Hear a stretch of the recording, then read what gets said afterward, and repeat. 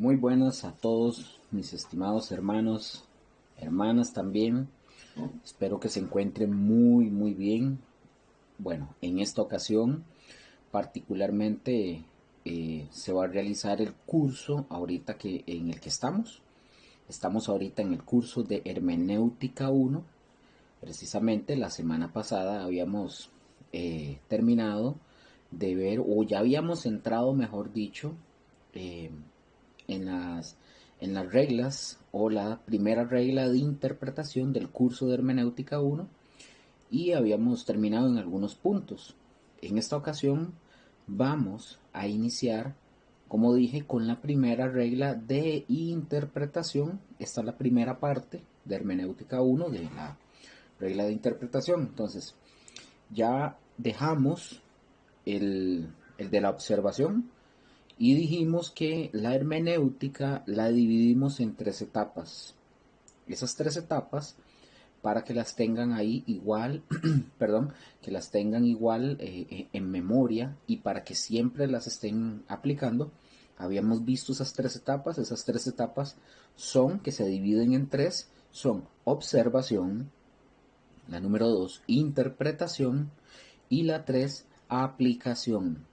Entonces, ahorita vamos a entrar a las reglas de interpretación y otra vez recuerdo que antes de entrar nos quedamos viendo que hay tres peligros en la interpretación bíblica y habíamos visto la semana pasada el primero. Y el primero era hacer una interpretación incompleta. Habíamos visto ese punto. Uno de los primeros peligros era hacer una interpretación incompleta. Ahora, para poder iniciar con este, vamos con el segundo punto. Y el número 2 es hacer una interpretación exagerada. Entonces vamos a tocar este tema para poder iniciar con las primeras reglas de interpretación. Esta es la primera parte, como dije. Entonces, número 2, el punto número 2 de los peligros en la interpretación es hacer una interpretación exagerada. Vamos a dar inicio. Entonces, es una interpretación exagerada, para que tengan ahí la idea, es cuando nosotros vemos algo en el texto bíblico o decimos algo del texto bíblico que precisamente no está en el texto y lo enseñamos. Y lo peor de todo es que afirmamos que así es. Repito esto para que les quede claro. Una interpretación exagerada es cuando vemos algo que algo, o mejor dicho, que vemos algo en el texto bíblico o decimos algo del texto bíblico que no está ahí en el texto bíblico, ¿verdad? Y lo enseñamos. Y lo peor de todo es que afirmamos que así es. Entonces, vamos a ver un ejemplo para poder entender este caso de una interpretación exagerada. Por ejemplo, vamos a ver en Génesis capítulo 2 versículos del 10 al 14.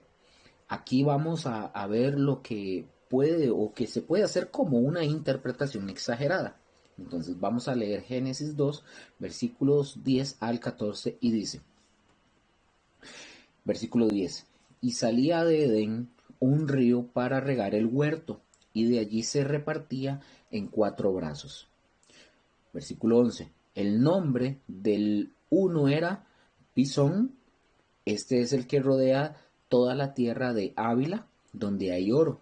Versículo 12, y el oro de aquella tierra es bueno, y allí también, allí, y hay allí, perdón, hay allí también bedelio y ónice.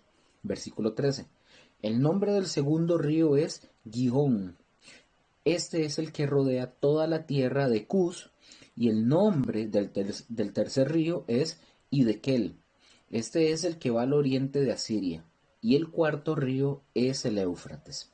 Ahora, fijémonos bien, vamos a ver, para poner un ejemplo, fijémonos bien. Alguien puede o pudiera hablar usando sus textos y decir, alguien que venga y diga, bueno, yo les voy a hablar hoy de las actitudes particulares de estos ríos. Por ejemplo, el río principal de donde surgen los otros cuatro es la virtud principal que es de todas es la bondad.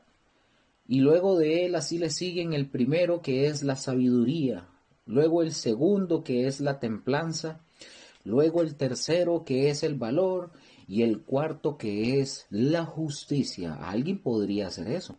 Y suena muy, muy bonito. Y suena hasta interesante. Pero si nosotros observamos muy, pero muy bien, acuérdense, observar muy, pero muy bien el pasaje tiene un tipo de literatura que ya lo habíamos visto en los cursos pasados de hermenéutica. Y este pasaje es un pasaje narrativo histórico, es decir, no es un pasaje figurado.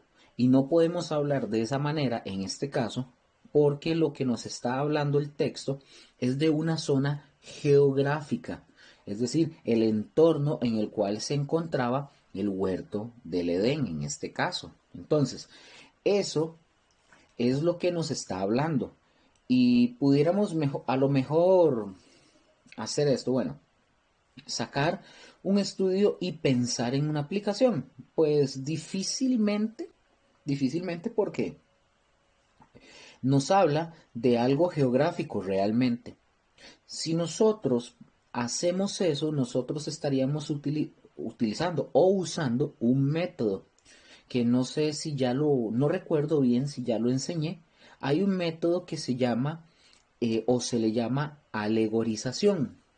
Entonces, la alegorización de la escritura es, por así decirlo, es la ficción mediante la cual una cosa simboliza otra cosa totalmente diferente o distinta.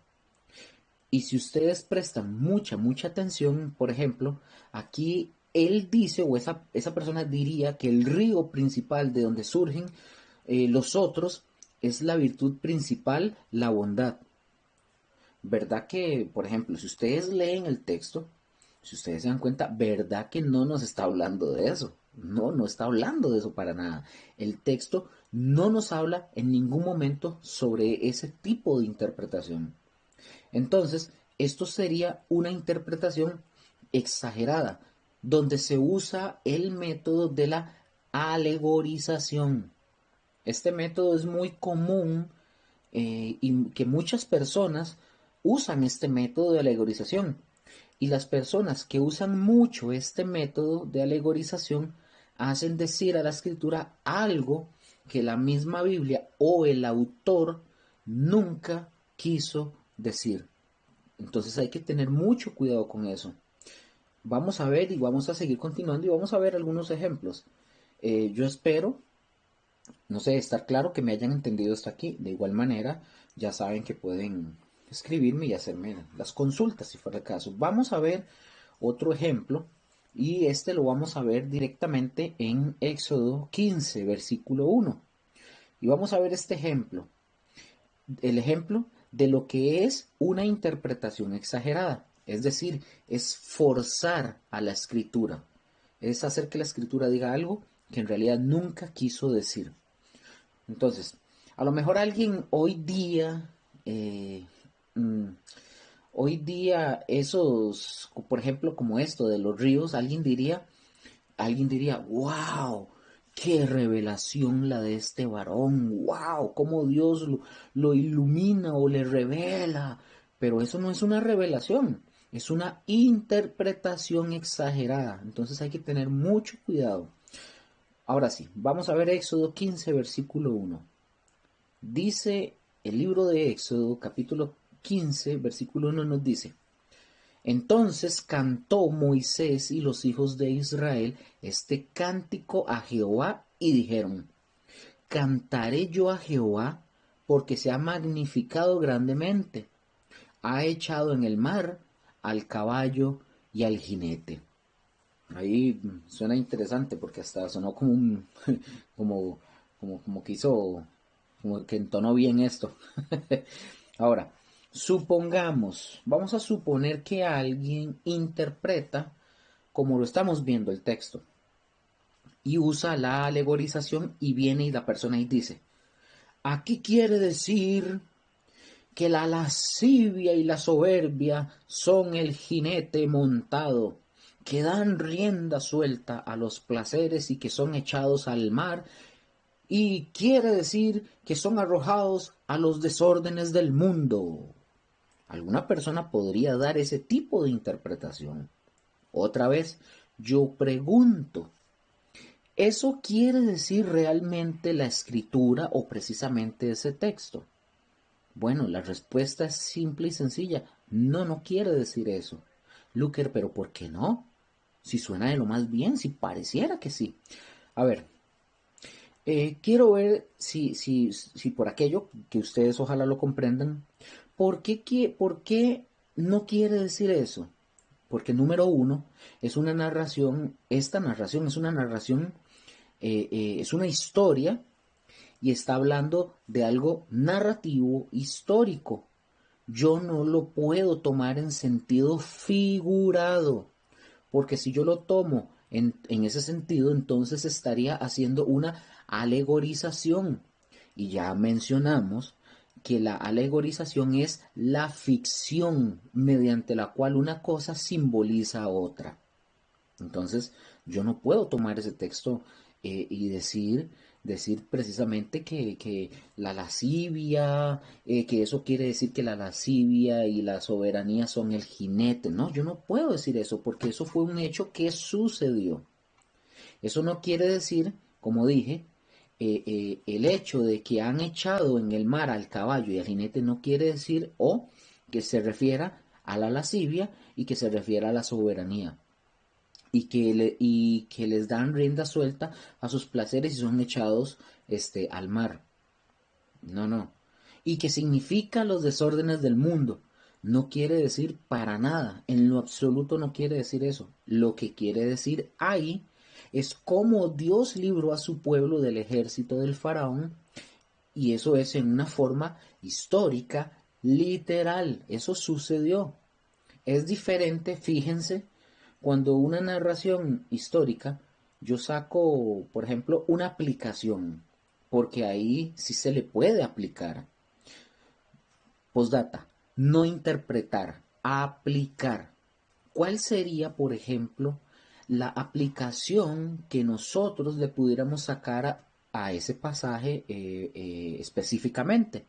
Bueno, una aplicación correcta para nosotros sería que nuestros pecados son representados en estos egipcios que fueron echados y arrojados al mar. ¿Qué pasó con los pecados, por ejemplo? ¿Qué pasó con los pecados de nuestra vida? Dice la palabra que son echados a lo profundo del mar, fueron totalmente quitados. Entonces ahí hay una forma, una expresión, una representación de cómo nuestros pecados, ahí en que digamos, mira, los egipcios pueden ser un ejemplo, una representación de cómo nuestros pecados son hundidos en el mar y son quitados totalmente. Hay también, por ejemplo, un texto en la Biblia que dice, como dije, que fueron arrojados. ¿A dónde fueron arrojados los pecados? Bueno, fueron arrojados a lo profundo del mar, dice la escritura. Ahí sí entra la aplicación en ese sentido, que es una aplicación, no es una interpretación. Y cuando alguien interpreta y dice, el jinete, la lascivia jinete, no, no, no, no, no. Ahí no está diciendo eso. El jinete y el caballo se refiere al ejército del faraón. Eso es a lo que se refiere, literalmente. Y la primera es la interpretación incorrecta, ¿verdad? Y el segundo peligro, ojo, la primera, recordemos que el primer peligro que vimos es una interpretación incorrecta. Esta que acabamos de ver es una interpretación exagerada. ¿Listos? Ok. Vamos a ver. Vamos a la número 3, porque son 3 peligros a la hora de interpretar, ¿verdad? La número 3 es una interpretación inexacta, una interpretación inexacta, es decir, que no es exacta o tal como debería de ser. Cuando se obtiene, vamos a ver, para que lo puedan entender, cuando se obtiene una conclusión y un significado equivocado del texto por falta de estudio, por falta de observación y por eso, y llegar a hacer una interpretación inexacta, vamos a ver, por ejemplo, para ver este punto, vamos a ver en Mateo 18:18. Vamos a ver Mateo 18:18, ¿qué nos dice? Vean qué interesante en este punto. Vamos a ver qué puede ser una interpretación inexacta. Mateo 18:18 dice, de cierto os digo que todo lo que atéis en la tierra será atado en el cielo, y todo lo que desatéis en la tierra será desatado en el cielo. Ahora, si alguna persona agarra este versículo y lo llega a enseñar y dice que, hermanos, nosotros podemos atar demonios y podemos desatar bendiciones sobre otras personas.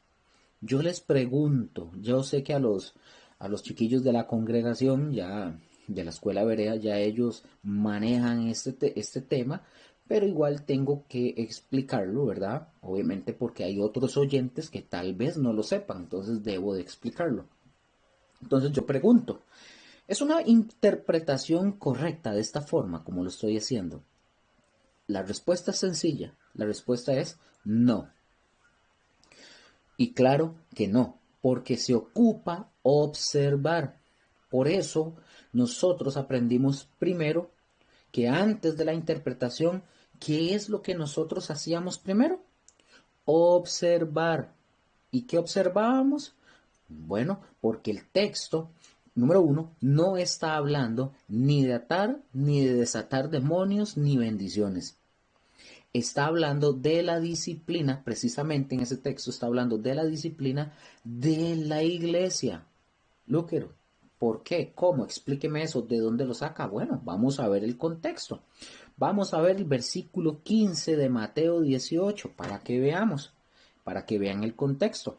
Entonces dice Mateo 18:15 hasta el 17 dice, por tanto, ojo, si tu hermano peca contra ti, ve y repréndele, estando tú y él solos.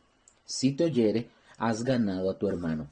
Mas si no te oyere, toma aún contigo a uno o dos, para que en boca de dos o tres testigos conste toda palabra. Versículo 17. Si no los oyere a ellos, dilo a la iglesia. Y si no oyere a la iglesia, tenle por gentil y publicano. Ok, ahí es donde entra el asunto.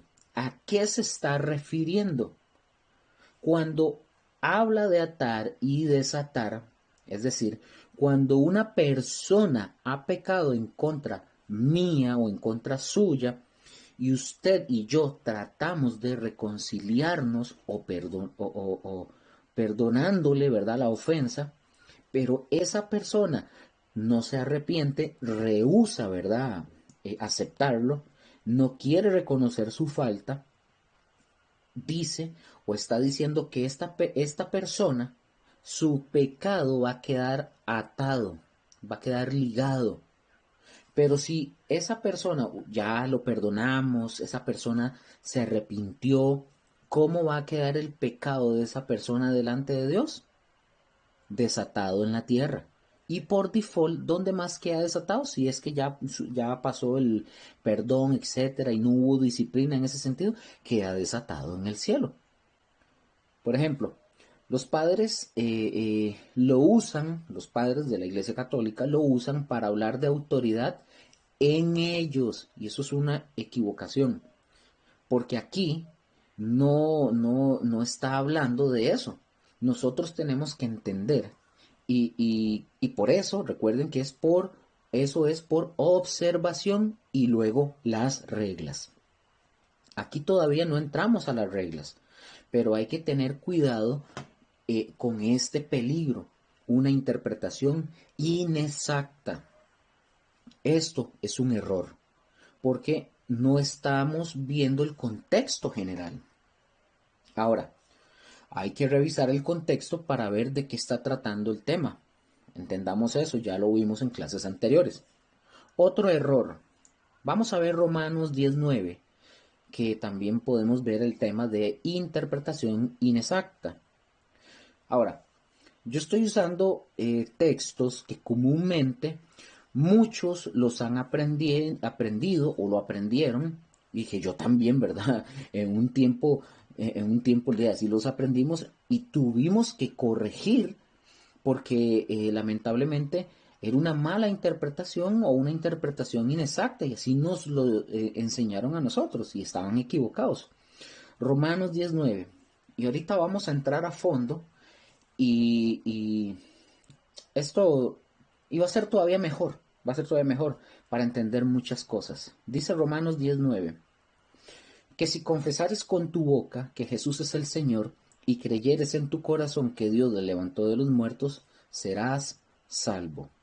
Oigan esto, mucha gente ha llegado a enseñar que por medio de la repetición de una oración, o que por medio, sí, de esta repetición de una oración o de este verso, la gente llega a ser salva.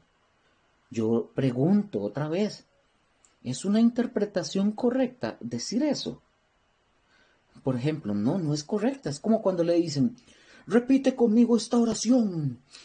Y la persona viene, o uno mismo le guiaba con el versículo y le decía, que si confesares con tu boca y creyeres en tu corazón, serás salvo.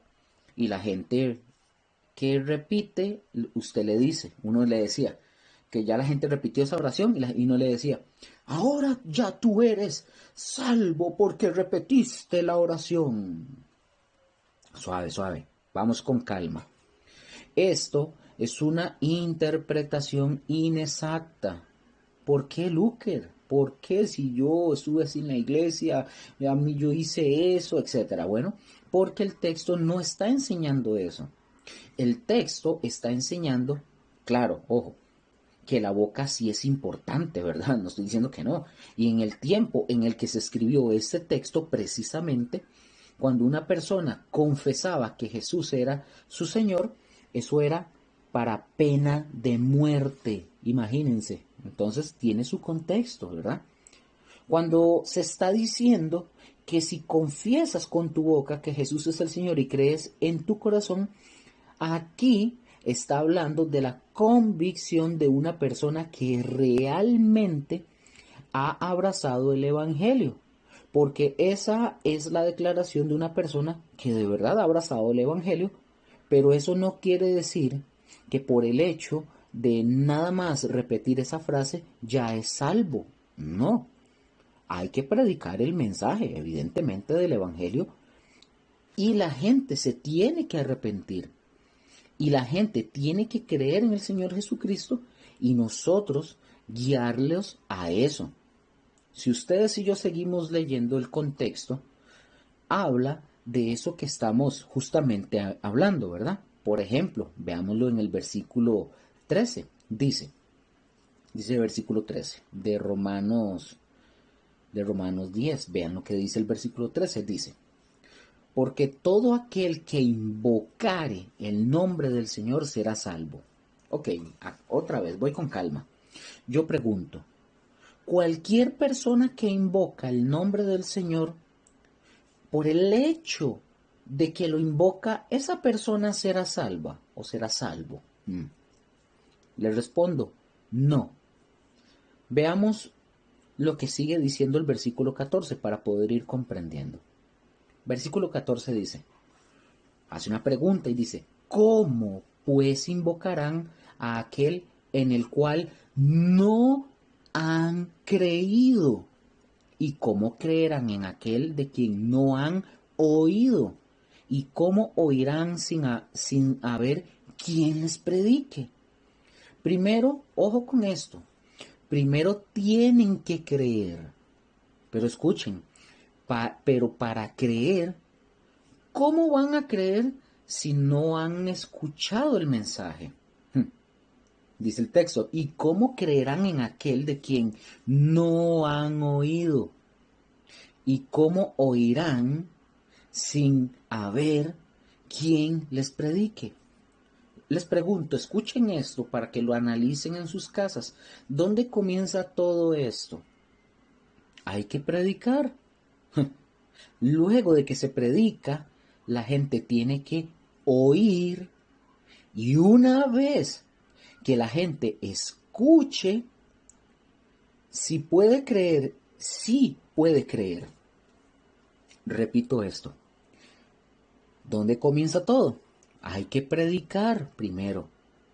Luego la gente tiene que oír y una vez que esta gente ya escuchó, ya puede creer.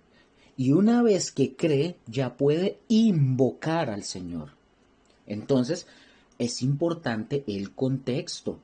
No podemos extraer un texto fuera del contexto, porque de ahí tenemos que aprender a tener cuidado de estos tres peligros.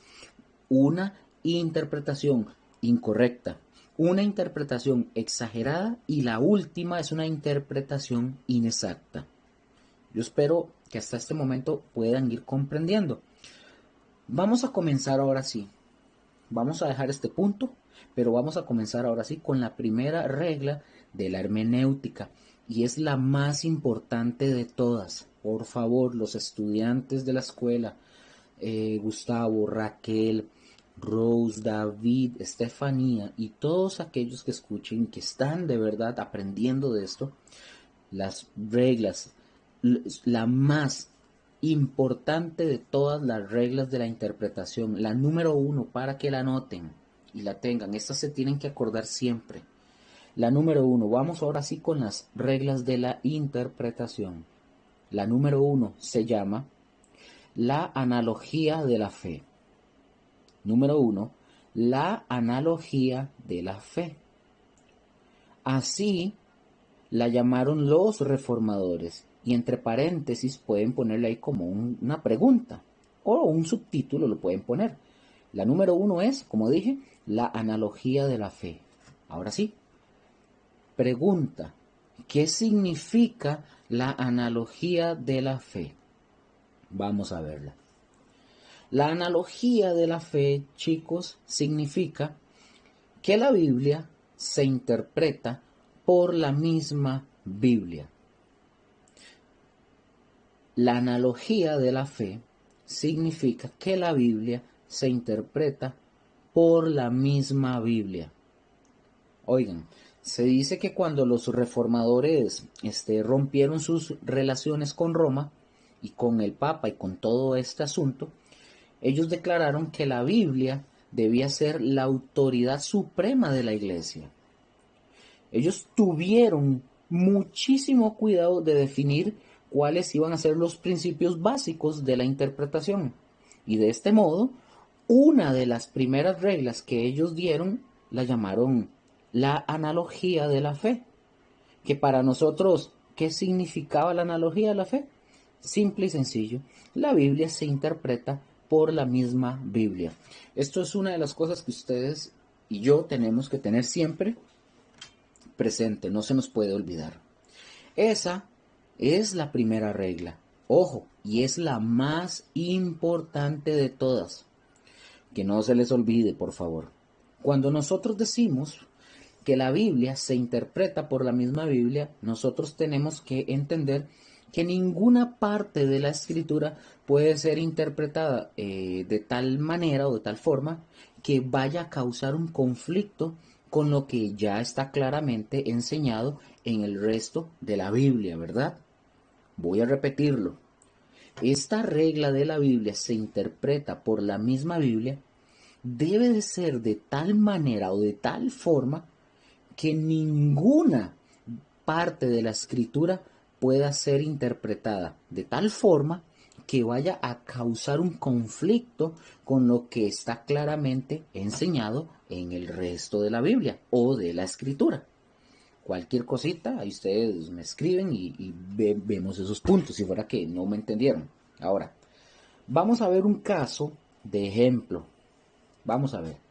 Hay una clase que se llama, dentro de la escuela, que se llama el Antiguo Testamento. En esta clase nosotros vamos a estudiar lo que son los libros apócrifos. En las Biblias católicas se le llaman los deuterocanónicos. Deuterocanónicos quiere decir que la Iglesia Católica los canonizó como secundarios a los primeros. Solamente ellos, nosotros los cristianos, a los que nos llaman protestantes evangélicos, o todos los nombres que, ¿verdad?, que nos quieran decir a nosotros, panderetas, etcétera. Bueno, nosotros no contamos con estos libros apócrifos. Nosotros solo tenemos 66 libros en toda la escritura. Nosotros no tenemos esos libros. ¿Por qué, Luker? ¿Por qué no los tenemos? Bueno, ¿cuál es la razón de no contar con esos libros apócrifos? Simple. Porque nosotros, cuando estudiamos los libros apócrifos, los libros apócrifos contienen doctrinas erróneas que contradicen el resto de toda la escritura, es decir, a los 66 libros inspirados por Dios, los contradicen totalmente. Esa es una de las tantas, ¿verdad? Una de las tantas razones del por qué no se aceptan como libros inspirados por Dios. Voy a darles un ejemplo. No recuerdo ahorita cuál, la verdad no lo recuerdo, pero si ustedes leen, hay uno de estos libros donde ustedes van a encontrar que en uno de esos libros dice que si ustedes dan limosna o que por medio de la limosna usted puede alcanzar la salvación. Ups, ahora, usted se va a los 66 libros que nosotros tenemos en la Biblia, se contradice en su totalidad, porque los 66 libros que nosotros tenemos nos dice que la única manera en la que ustedes y yo podemos ser salvos es solo por medio de la fe, no por obras, dice la palabra, para que nadie se gloríe. Es decir, entonces, si nosotros tenemos esa doctrina, ya esta me contradice todo lo demás de la escritura. Y así hay muchos libros, así hay un montón. Cada libro tiene eso.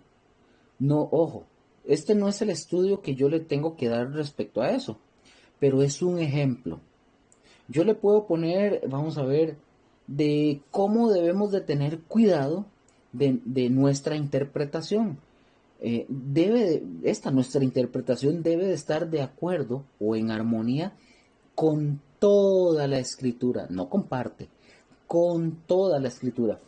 Si lo que yo interpreto no está de acuerdo y no está en armonía con la escritura, entonces yo estoy causando un conflicto y estoy haciendo que la Biblia se fuerce, ¿verdad?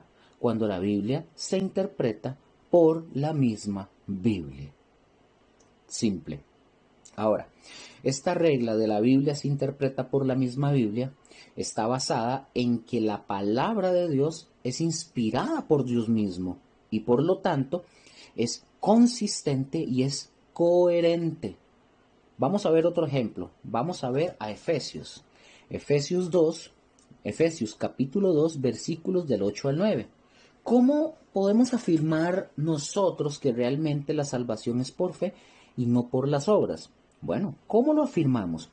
Bueno, la Biblia nos lo debe de interpretar. Vamos a Efesios, un primer versículo, Efesios 2, del 8 al 9 dice, porque por gracia sois salvos por medio de la fe, y esto no de vosotros, pues es don de Dios, no por obras para que nadie se gloríe. Ahí está claro. En este versículo nos dice que la salvación es por medio de la fe, es por gracia, pero la fe es el medio. Este es un texto y ahora hay que ver en toda la Biblia que nos diga lo mismo. Hay que buscarlo. ¿Dónde lo podemos ver, Luker? Vamos a Juan. Juan 3, versículos 15 al 18 y vamos a ir al Evangelio de Juan y vamos a ver cómo la idea, ojo con esto, vamos a ver cómo la idea de Pablo, del apóstol Pablo, inspirado por Dios, es la misma idea del apóstol Juan, hablando, ¿verdad?, de Efesios, ¿verdad? Vamos a ver cómo es la misma idea. Entonces, vamos a ver Juan 3, del 15 al 18, y dice, versículo 15 dice de Juan, para que todo aquel que en él cree no se pierda, mas tenga vida eterna. Versículo 16, porque de tal manera amó Dios al mundo que ha dado a su Hijo unigénito para que todo aquel que en él cree no se pierda, mas tenga vida eterna. Porque no envió Dios a su Hijo al mundo para condenar al mundo, sino para que el mundo sea salvo por medio de él. El que en él cree, ese es el versículo 18, el que en él cree no es condenado, pero el que no cree ya ha sido condenado, porque no ha creído en el nombre del unigénito Hijo de Dios. Ahora, la idea de Juan, el apóstol, pregunto, ¿es la misma idea que nos presenta Pablo en Efesios? Pues sí, es la misma idea, es por la fe. ¿Verdad? Si ustedes lo ven, no se contradicen. Para nada se contradicen. Por aquello que tengan duda, vamos a otro libro. Vamos al libro de los Hechos. Libro de los Hechos, capítulo 8, versículo, vamos a ver, versículo 29. Este libro de los Hechos lo escribe Lucas, el doctor, y vamos a ver este texto. Es una historia narrativa y vamos a ver esta escena, cómo la salvación se vuelve a mostrar que es por la fe. Hechos 8, 29 en adelante, dice. Vamos a ver qué dice. Dice, y el Espíritu dijo a Felipe, acércate y júntate a ese carro. Acudiendo Felipe, le oyó que leía al profeta Isaías y dijo, ¿pero entiendes lo que lees? Él dijo, ¿y cómo podré si alguno no me enseñare? Y rogó a Felipe, el etíope, rogó a Felipe que subiese y se sentara con él. El pasaje de la escritura que leía este hombre era, como oveja a la muerte fue llevado, y como cordero mudo delante del que lo trasquila, así no abrió su boca. 33. En su humillación no se le hizo justicia, mas su generación, ¿quién la contará? Porque fue quitada de la tierra su vida. Respondiendo el eunuco, dijo a Felipe, te ruego me digas de quién dice el profeta esto, de sí mismo o de algún otro. Entonces Felipe, escuchen, abriendo su boca y comenzando desde esta escritura, le anunció el evangelio de Jesús. Le anunció el evangelio de Jesús. 36. Y yendo por el camino llegaron a cierta agua. Y dijo el eunuco, aquí hay agua. ¿Qué impide que yo sea bautizado? Felipe dijo, ojo lo que dijo Felipe, si crees de todo corazón, bien puedes. Y respondiendo dijo el eunuco, creo que Jesucristo es el Hijo de Dios. Entonces yo pregunto, ¿este hombre podía bautizarse? Totalmente, claro que sí. ¿Por qué? Porque puso su fe en Cristo Jesús, que es su salvación. Otra vez, ¿se ocupaba que este hombre hiciera obras para su salvación? En lo absoluto, no se ocupaban. Ahí está la fe al predicarle el Evangelio o el mensaje del Evangelio. Y en este mensaje del Evangelio, ese es el punto. Ese es el punto. Vamos a otro. Vamos a ver Romanos. Romanos 1, 17. Ya vimos a Lucas en el libro de los Hechos. Entonces, volvemos a confirmar lo mismo. Es esto que estamos haciendo, se llama o es que la Biblia se interpreta por la misma Biblia. Vamos a ver Romanos 1:17. Dice Romanos 1:17. Porque en el Evangelio la justicia se revela por fe y para fe. Ojo, como está escrito, mas el justo por la fe vivirá. ¿Cómo va a vivir el justo? Justamente por la fe. Ahí está otra vez, volviéndonos a confirmar la misma Biblia, que la Biblia se interpreta por la misma Biblia. Vamos a otro ejemplo y vamos a dejar este ejemplo. Hay muchos textos más que pudiéramos encontrar, pero por ejemplo, ¿cómo podríamos afirmar, por ejemplo, este caso? ¿Cómo afirmaríamos que Rahab, la ramera que aparece en el libro de Jueces capítulo 2, cómo podemos afirmar que esta mujer se salvó o que ella obtuvo su salvación? ¿Cómo podríamos afirmar que Rahab se salvó? ¿Cómo lo hacemos? Obvio, con lo que estamos haciendo, con la misma escritura. La Biblia se interpreta por la misma Biblia. Vamos a ver Hebreos 11:31. Y vamos a ver lo que dice. ¿Y cómo puedo saber que esa mujer que se dedicaba a la prostitución, que tenía una casa de prostitución literalmente? Vamos a ver. Sin embargo, vemos lo que pasó con su vida. Era una mujer, oigan, extranjera en el tiempo de ella, ¿verdad? Cuando los espías llegaron, ¿quién protegió a los espías? Pues Rahab. Veamos qué dice Hebreos 11:31. Ojo lo que dice. Vean qué interesante. Hebreos 11:31. Por la fe, Rahab, la ramera, no, no pereció juntamente con los desobedientes, habiendo recibido a los espías en paz. Aquí les hago una pregunta. ¿Quiénes son esos desobedientes? ¿Mm? Esos desobedientes, para que ustedes lo tengan ahí, son los que se murieron en el desierto. Recuerden o recordemos que en el pueblo de Israel hubo toda una generación que no le creyó a Dios y que por defecto, ¿verdad? No pudieron entrar o no entraron a la tierra prometida. Se murieron en el desierto. Y la palabra dice que ella, Rahab, no pereció juntamente con los desobedientes, refiriéndose a los israelitas que quedaron en el desierto. Y esto porque, ojo con esto, ella tuvo más fe que todos ellos. Oiga, y esto de verdad es increíble. A veces como hay gente de afuera, gente gentil, que no conoce a Dios, pero que en un momento determinado escucha la palabra y llegan a tener más fe que muchos de los que estamos en la iglesia hace muchos años y que toman más en serio al Señor, el meterse a la escuela a estudiar, el disipularse y hacer tantas cosas, que los que tienen tantos años de estar en la iglesia. Eso es increíble. Eso es totalmente increíble. Y es vergonzoso, debería ser vergonzoso para aquellos que creen que el simple hecho de ir solo el domingo y escuchar al pastor predicar ya es más que suficiente. Qué equivocados están. Bueno, pero bueno. Así, esta mujer dice la palabra que no pereció juntamente con los desobedientes, habiendo recibido a los espías en paz. La pregunta, ¿por qué recibió a los espías en paz? Vamos a responder esto, vamos a leer Josué capítulo 2 versículos del 8 al 11 y lo vamos a responder y vamos a confirmar la fe de esta mujer. ¿Cómo se manifestó esta fe también? Porque la escritura sí nos da la luz. Ahí sola se interpreta la misma palabra. Esta es la forma en que nos da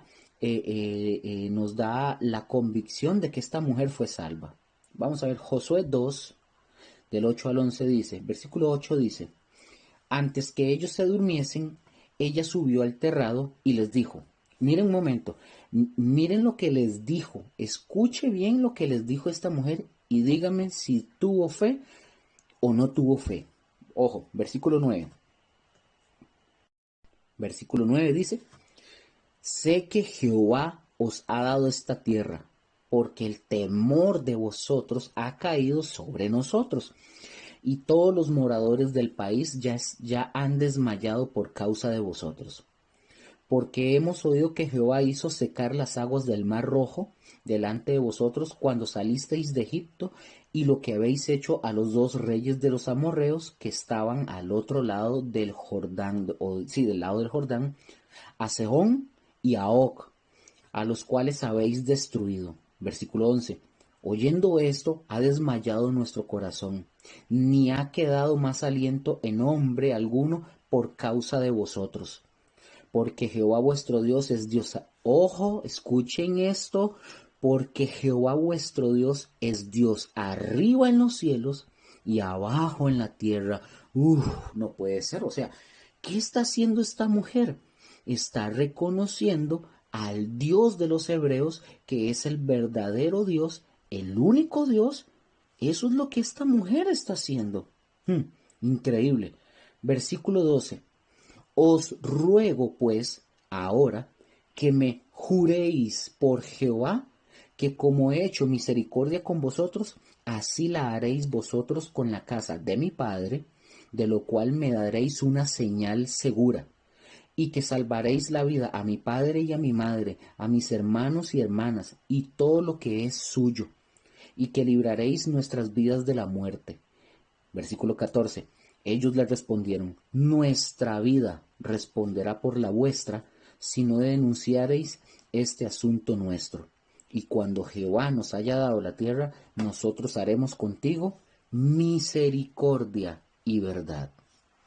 Oigan, tanto fue la misericordia de Dios que tuvo por esta mujer, que ella aparece en la genealogía de Jesús en Mateo 1.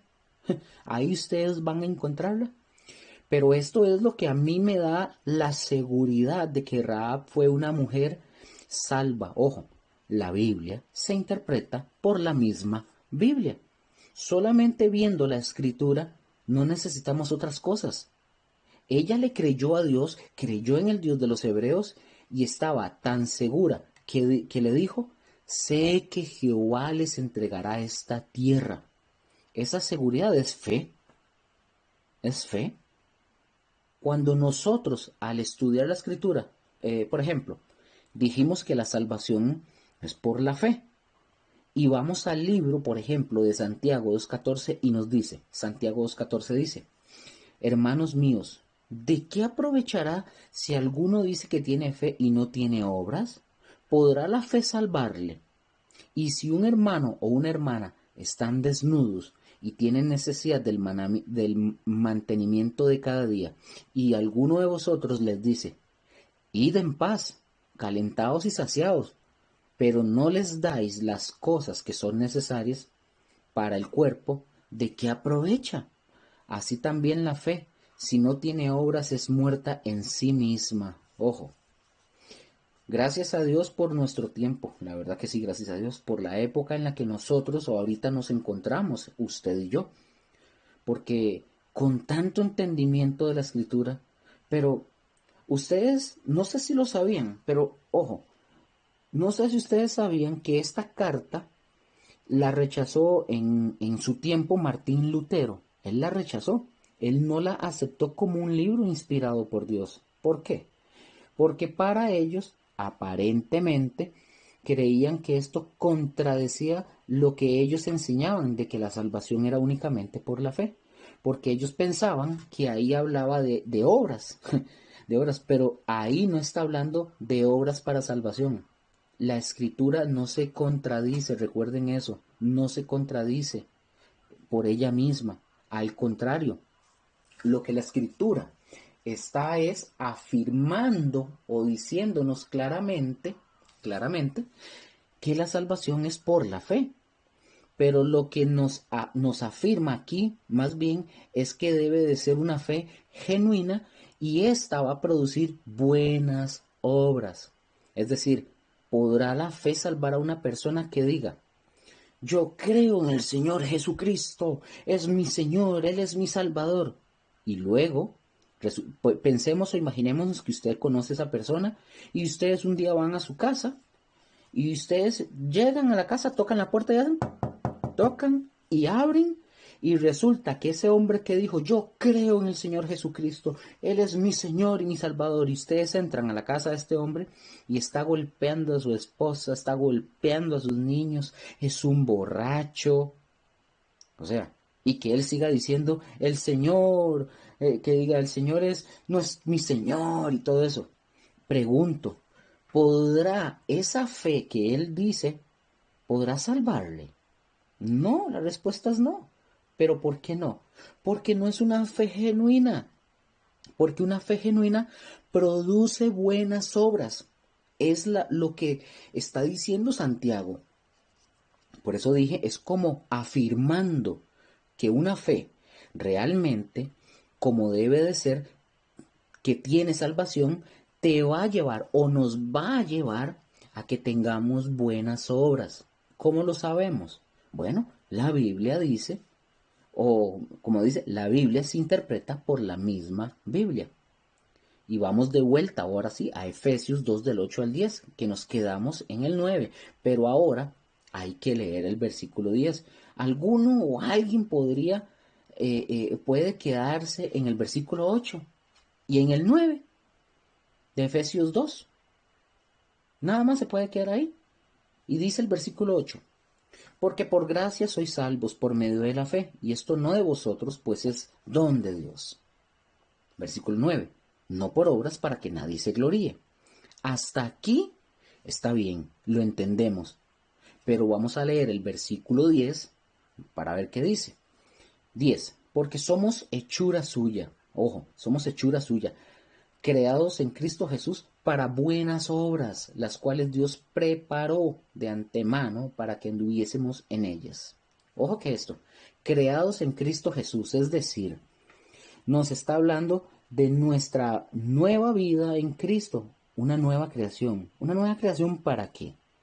Para buenas obras, las cuales Dios preparó de antemano para que nosotros anduviésemos en ellas. Es decir, que esa fe, esa salvación que es por gracia y que la obtenemos por medio de la fe, confiando totalmente en Dios, una fe genuina me va a llevar a caminar, a conducirme, a vivir en buenas obras, porque si no, ¿cómo se demostraría? ¿Cómo demostró, por ejemplo, cómo demostró Noé su fe a Dios? Simple, hizo el arca, obedeció a Dios y construyó el arca. Ojo, él no se salvó por las obras, él se salvó por su fe. Eso lo podemos ver allá en Génesis. Pero la fe o su fe lo llevó a Noé, a hacer buenas obras. Una obra por la cual, ojo, por la cual se salvó él y toda su familia. Esa es la evidencia. Vamos a ver a Abraham. ¿Cómo sabemos que Abraham le creyó a Dios? Bueno, Abraham tuvo una fe genuina. ¿Y cómo sabemos eso, Luke? Porque él decidió y obedeció a Dios y dejar todo su pasado para ir a comenzar una nueva vida con Dios. ¿Qué hizo Abraham? Dejó Ur de los Caldeos, una tierra pagana. Dejó a su familia, dejó sus costumbres, sus malos hábitos, lo dejó todo y se fue detrás de Dios. Esa es la fe genuina. ¿Entendieron? Yo espero que eso les haya quedado claro, ¿verdad? Porque creo yo que es bastante claro. Vamos a ver Santiago 2.24 y voy a acelerar un poquito porque ya casi finalizamos esta. Vamos a Santiago 2.24. Dice: vosotros veis pues que el hombre es justificado por las obras y no solamente por la fe. Ok, ojo con esto. Aquí debemos aplicar lo que ya hemos estado aprendiendo. Número 1. Observar bien el pasaje para darnos cuenta por qué está hablando esto. Número 2. La Biblia se interpreta por la misma Biblia. No hay pasajes en la Biblia que respalde que la salvación es por obras. No hay ni uno. No lo hay, es por la fe. ¿A qué se refiere cuando dice vosotros veis, pues, que el hombre es justificado por las obras y no solamente por la fe? Bueno, para poder entender ese texto hay que ver el contexto. No podemos leerlo de un solo sopetón o de golpe. Hay que leer el versículo 18 primero. Vamos al versículo 18. Versículo 18 de Santiago 2. Vamos a ver qué dice. Y dice: pero alguno dirá, tú tienes fe y yo tengo obras. Muéstrame tu fe sin obras y yo te mostraré mi fe por mis obras. Ojo, no haga a un lado la fe, porque la fe es el centro. Las obras vienen después de la fe. Versículo 19. ¿Tú crees que Dios es uno? Bien haces. También los demonios creen y tiemblan. Yo pregunto, ¿los demonios creen que existe Dios? Por supuesto que sí, pero ¿obedecen a Dios? En ningún momento, ¿verdad que no? Versículo 20 sigue diciendo, ¿mas quieres saber, hombre vano, que la fe sin obras es muerta? Dice Santiago. Noten esto es lo importante, la fe sin obras. ¿Cómo está la fe sin obras? Pues muerta. Vea lo que dice el versículo 21. ¿No fue justificado por las obras Abraham, nuestro padre, cuando ofreció a su hijo Isaac sobre el altar? Ahí es donde empieza el dilema, porque algunos quieren centrarse en las obras y se centran solo en las obras. ¿Y cuál es el centro de este? La fe. Una fe con obras. Una fe genuina produce buenas obras, recuerden esto. Luego nos lleva a un evento con Abraham en el versículo 21, como lo acabamos de ver, donde Abraham en el versículo 21 es recordarse de Génesis 22, cuando Dios le probó a Abraham y le dijo bien claro a Abraham, vamos a ver Génesis 22 y recuerden, esto es interpretar la Biblia por la misma Biblia.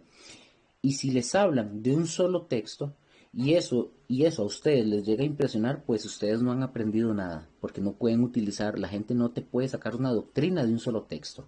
Dice Génesis 22, 1 y 2 dice, aconteció después de estas cosas que probó Dios a Abraham y le dijo, Abraham, y él respondió, heme aquí, versículo 2 y dijo, toma ahora tu hijo, tu único Isaac, a quien amas, y vete a tierra de Moriah y ofrécelo allí en holocausto, sobre uno de los montes que yo te diré.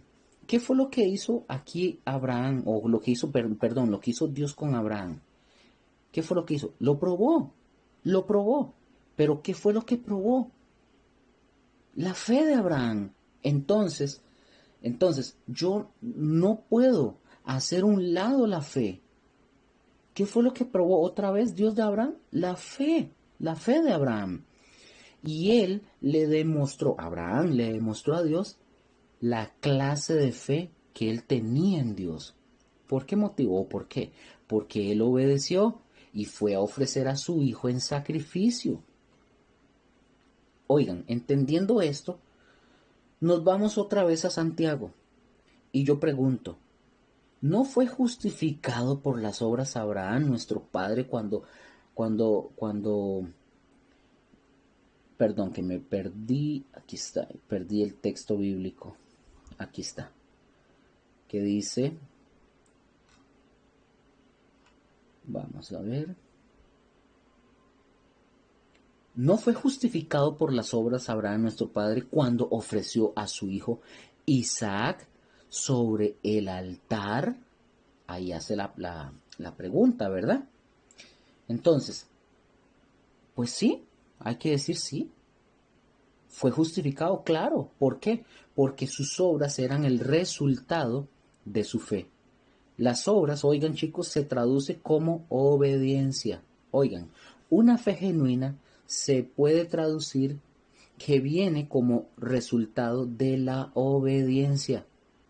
Escuchen esto, no es primero la obediencia y después la fe. No, es primero la fe y luego el resultado es la obediencia. Son hermanas gemelas, van de la mano. La fe y la obediencia van tomadas de la mano. Pero no es por obras, es por la fe. Cuando dice fue justificado, claro que sí fue justificado, pero no me está diciendo que solo por sus obras. Aquí lo que está o lo que está afirmando es lo que yo dije anteriormente. Está afirmando cuando le dice, muéstrame tu fe sin tus obras y yo te mostraré mi fe por mis obras. Alguien puede presumir y decir, y decir que o sea, presumir muchísimo su cristianismo y todo eso, pero sus obras son pésimas. Entonces yo pregunto, ¿su fe será genuina de alguien así? Pues no, simple y sencillamente no, porque en sus obras nosotros estamos viendo que no es el resultado de la fe. Un resultado de una fe genuina va a ser siempre buenas obras. Ahora, vamos a ver más textos para que nos quede más claro y más firme. Ahorita en la segunda lección vamos a continuar y vamos a ver Mateo 5:16. En la segunda lección, cuando entendemos esto, entendemos todo lo demás de la Biblia, lo que ella dice. Entonces, recordemos ahorita en la segunda lección, vamos a ver Mateo 5:16. Muchas gracias.